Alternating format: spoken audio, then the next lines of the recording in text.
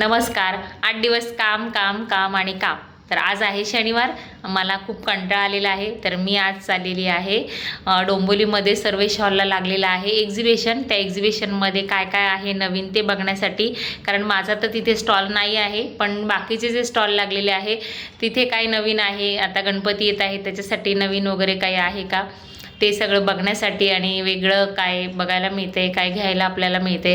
तर त्याच्यासाठी मी चाललेले आहे आणि थोडंसं फिरून येऊया. आणि थोडंसं फिरून आलं, थोडंसं शॉपिंग केली की थोडंसं चार्ज होतं ना. तर चला, मी घेऊन जाते तुम्हाला सर्वेश हॉलला.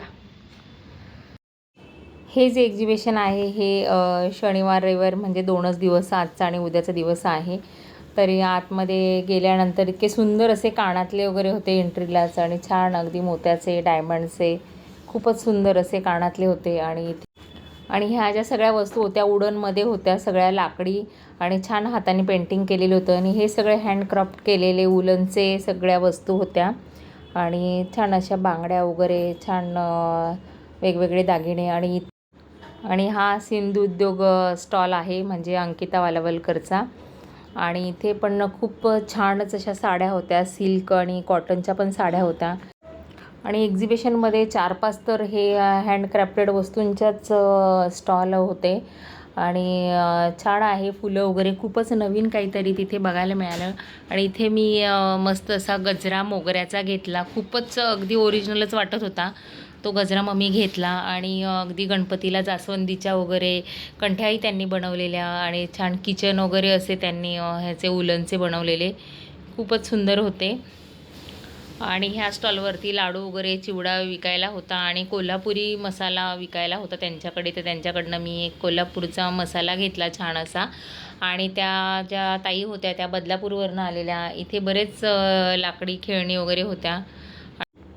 आणि पुढचा जो स्टॉल आहे तिथे ना लहान मुलांसाठी गोदड्या वगैरे, छोट्या छोट्या छान अगदी कॉटनच्या मऊ असे कपडे त्यांचे होते, त्या पण बदलापूरवरनंच आलेल्या. आणि छान असं आहे सगळं वस्तू, तर नक्कीच भेट द्या. मी काय खरेदी केली तुम्हाला दाखवते. आणि तिथे घेतलेला आहे मी कोल्हापुरी मसाला, जो की आपल्याला चिकन वगैरे भाज्यांसाठी लागतोच. तर म्हटले जरा वेगळी टेस्ट बघूया.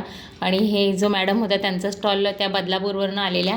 आणि तिथे मी हा हँडक्राफ्टेड असा मोगऱ्याचा गजरा घेतलेला आहे, छान आहे, मस्त आहे. आणि अगदी त्याच्यात भरपूर कलर आहे तिथे मॅचिंग तुम्हाला हवे तसे. आणि हा आहे सिंधुदुर्गमधून आम्ही दही मिरची घेतलेली आहे, जी की आम्हाला खूप आवडते. हा अंकिता वालावलकरचा स्टॉल तिथे होता.